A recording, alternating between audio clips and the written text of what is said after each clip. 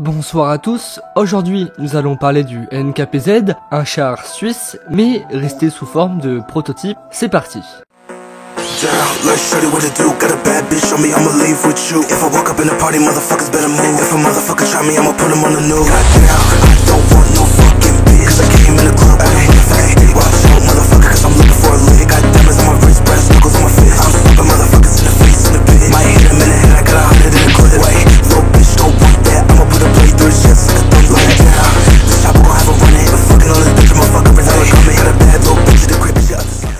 Le Neuer Kampfpanzer ou NKPZ est un char développé par la Suisse dans les années 70 afin de remplacer les Panzer 68. Cette tâche fut donnée à Contravest AG. Le véhicule devait être une plateforme pour plusieurs engins, défense antiaérienne, véhicule de soutien technique avec deux concepts, une artillerie et deux concepts pour des ponts de combat. En bref, le châssis devait servir de base pour diverger et créer divers modèles remplissant différentes fonctions. Ce char est quelque peu original. On pourrait même parler d'un mutant entre le Merkava et le Léopard 2 avec des solutions propres à la Suisse et remplissant un cahier des charges bien précis.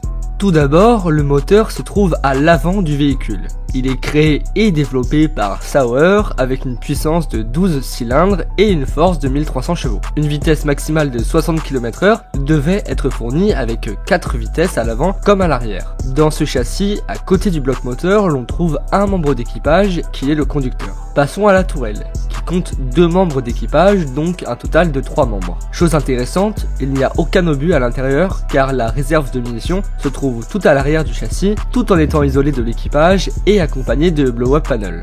Les Suisses ont eu l'idée ingénieuse de mettre un chargeur automatique qui fait sortir les obus du réservoir pour aller sous les pieds de l'équipage et juste après prendre l'ascenseur qui le mène dans un canon modifié de chez Rheinmetall, le RH120L44, connu grâce au Léopard. La réserve de munitions devait avoir une capacité d'emport de 44 à 50 munitions selon les sources et le modèle. La fréquence de tir, quant à elle, devait être de 19 tirs par minute, qui est une valeur énorme pour l'époque et tout autant actuellement. Tellement grande que si on tenait ce rythme, le canon aurait perdu beaucoup de sa qualité et de sa durée de vie, sans compter que la totalité de ses obus aurait été vidée en moins de 3 minutes. 2 MG51 devaient être présents, l'un accroché au canon et l'autre sur la tour, ce qui constituerait l'armement secondaire du véhicule. Maintenant, on passe à la partie où il n'y a pas de données et d'informations. On ne connaît pas les composants électriques. La seule information que l'on sait dessus, c'est qu'il devait être créé et produit par Contravest AG. Le blindage est tout aussi mystérieux. On ne connaît que le poids du véhicule, qui devait être d'environ 50 tonnes. En sachant que c'est un grand char, le poids n'était donc pas si élevé. Comme tous les MBTS, qui ont le moteur à l'avant, il ne devait pas avoir un très bon blindage. Après analyse, la Suisse décide d'acheter la licence du Léopard 2 A4 avec quelques composants suisses car c'était moins cher et il y avait moins de risques de non-réussite. Ce projet finit comme le RSTRV 2000 dont on a déjà parlé dans une précédente vidéo, il sombrera tout simplement dans l'oubli total. Je tiens à remercier Driadlis pour l'écriture du script de cette vidéo. On se retrouve samedi prochain pour une vidéo sur l'AMX 10 RC.